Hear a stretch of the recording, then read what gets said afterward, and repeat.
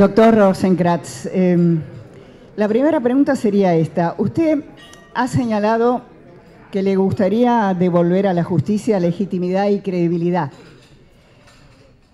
y devolver esto al Poder Judicial. La pregunta es, ¿cuáles son las causas que han cimentado esta desconfianza que realmente hoy existe en la justicia?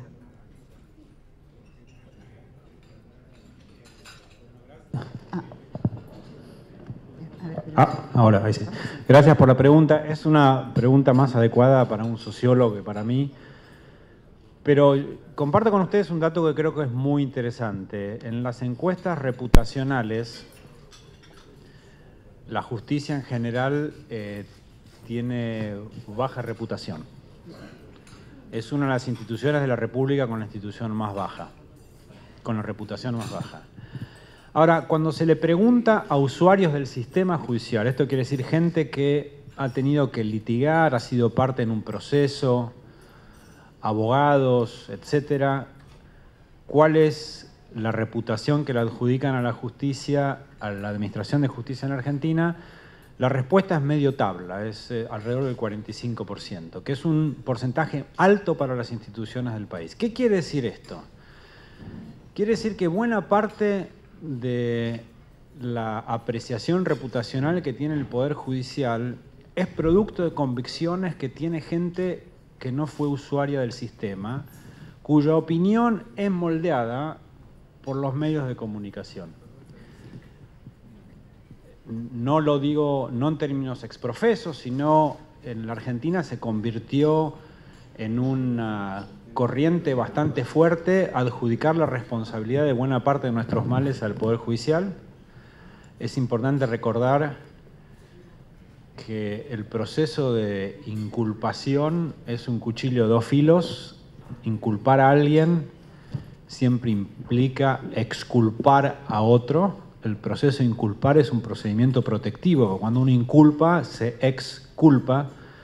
Inculpar a la justicia es una manera que el país se exculpa de buena parte de las cosas que funcionan mal. Todo esto no es para limitar la responsabilidad que le cabe al Poder Judicial para mejorar, pero sí para ponerle resalto que es la misma responsabilidad que tienen otros poderes e instituciones del Estado y la sociedad argentina.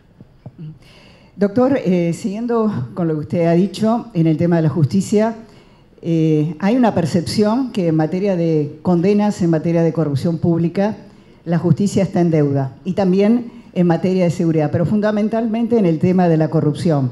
¿Usted coincide con esto? A ver, el problema de la corrupción en la Argentina es, como buena parte de los problemas argentinos, endémica. Y como buena parte del tratamiento de los problemas argentinos, los encaramos después de larguísimos periodos de letargo. No solo pasa con la corrupción, ha pasado con buena parte de las grandes tragedias que ha tenido el país. Yo creo que imputar la responsabilidad a la justicia por los resultados de los juicios en los que se trata la corrupción es injusto. Creo que hay algo de responsabilidad, pero tenemos que tener en cuenta lo siguiente. Primero, los jueces no hacemos las leyes. Segundo, los jueces no elegimos a los jueces.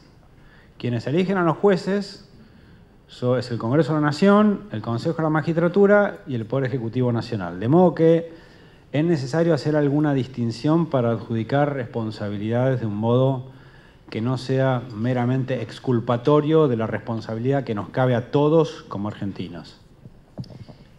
Usted, siguiendo también con lo que acaba de decir, usted sabe que en la reciente elección para el Consejo de la Magistratura se ha hecho todo tipo de especulación política e incluso se ha dicho que corren riesgo los juicios iniciados por corrupción.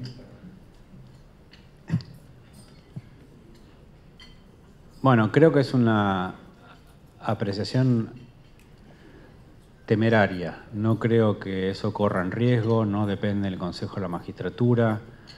Me parece que es otra exageración a la que los argentinos somos tan afectos. Doctor, un tema polémico y está vinculado al tema del pago de ganancias por parte del Poder Judicial. Su opinión. Esa es la que me incomoda, o sea que...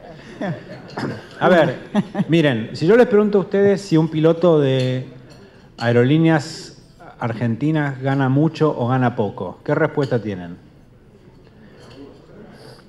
Y, bueno, creo que la respuesta sensata es no sabemos, depende básicamente cuánto gana un piloto de LAN Chile, o depende cuánto gana un piloto de American que hace prácticamente el mismo recorrido. ¿Qué quiero decir con esto? Que la cuestión de si los jueces ganan mucho o ganan poco depende centralmente de cuál debe ser la retribución en el mercado de referencia. En los pilotos son los pilotos. Entre los jueces, yo diría que son los abogados de relativo éxito. Con esto quiero decir que el verdadero problema respecto de ganancias no es pagar impuestos o no, no es búsqueda de privilegio, sino es básicamente defensa de lo que creo que es un salario adecuado para la labor de un juez. Hay muchas elucubraciones, diría, arriesgadas respecto de lo que gana un juez. La variación salarial en la judicatura es muy grande. La pregunta correcta es ¿qué jueces queremos y cuánto tenemos que pagar a los jueces que queremos para que sean jueces? Bueno, le voy a hacer otra pregunta que tal vez lo incomode, le pido disculpas. Usted sabe que en las últimas semanas ha trascendido conflictos internos dentro de la Corte. Quisiera una interpretación suya de esos trascendidos. No hay conflictos internos, es un organismo que tiene 5 ministros, que muchas veces tenemos visiones diferentes acerca de lo que debe hacerse, que defendemos nuestras ideas con bastante convicción y vehemencia, y creo que es algo a lo que el país se tiene que acostumbrar, que gente que tiene buena fe y comparte propósitos institucionales, muchas veces están en desacuerdo. Los desacuerdos se expresan de modos diferentes, pero no son más que eso, y creo que es bueno que sepamos vivir con eso. Doctor, ¿cuáles son los temas más relevantes, inmediatos que tiene para resolver la Corte? Creo que uno de ellos es el tema jubilaciones. Sí, la Corte decide alrededor de 13.000 causas al año, de muchísima y muy diferente relevancia. Hace no mucho tiempo anunciamos las causas relevantes que se iban a nuestro criterio decidir en las próximas semanas. Creo que es una práctica muy beneficiosa que yo aspiro a reproducir a partir de ahora y que va a consistir en anunciar con alguna anticipación las causas que se van a sentenciar. Es muy importante que ustedes entiendan que muchas veces las causas demoran su tramitación porque entre los jueces tenemos desacuerdos que tratamos de zanjar. Y el modo en que funcionamos, que es básicamente intercambiamos memos con opiniones, muchas veces demora la tramitación de las causas, pero que eso no es el incumplimiento de ningún deber, porque como en casi todos los tribunales superiores del mundo, no estamos constreñidos por el tiempo. Doctor, ¿existen realmente cortes absolutamente independientes de los otros poderes en el juego del poder real? Bueno, yo creo que la nuestra lo es.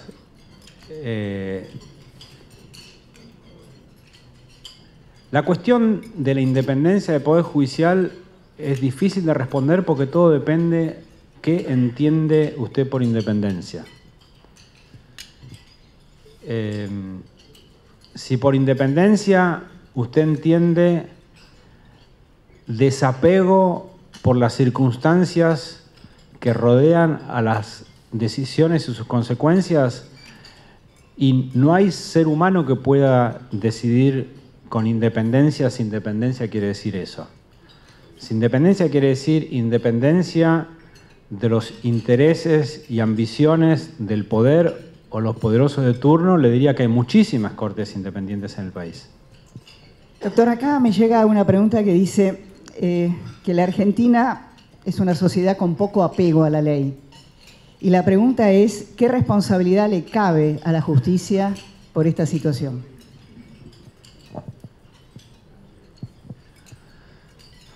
A ver, yo empezaría repitiéndome. Mi mentor Carlos Nino decía, uno puede repetirse porque nadie lo escucha. Y lo que me gustaría repetir es, el problema de la ley en la Argentina no es un problema solo de la justicia, es un problema del país. Este es un país que perdió la fe en el derecho. No cree que obedeciendo las normas, actuando de acuerdo con reglas, es posible que siempre se esté mejor. Es algo que se manifiesta con contundencia en toda nuestra cotidianeidad. Es muy difícil operar en un contexto en el que la gente no crea que la sumisión a reglas es una práctica que nos beneficia a todos. Eso es lo que le pasa al país. A la justicia le cabe una responsabilidad especial, en algún sentido sí, pero no es la única responsable. Durante su gestión, doctor Rosenkrantz, imagínese cuando termine esa gestión, ¿qué cosas se ha trazado como de cumplimiento que caractericen su gestión en la Corte? ¿Cuáles son sus grandes objetivos? Mire, yo no tengo, para usar una palabra que usa mucho mi hija, una ambición falocrática. A mí me parece que la contribución, la mejor contribución que uno puede dejar a cualquier institución es que quienes nos sucedan funcionen mejor que nosotros mismos. Yo creo que eso me honraría.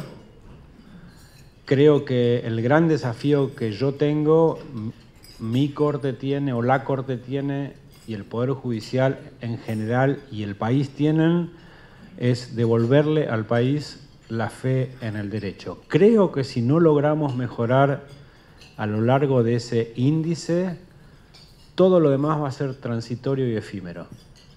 Doctor Rosenkrantz, muchísimas gracias.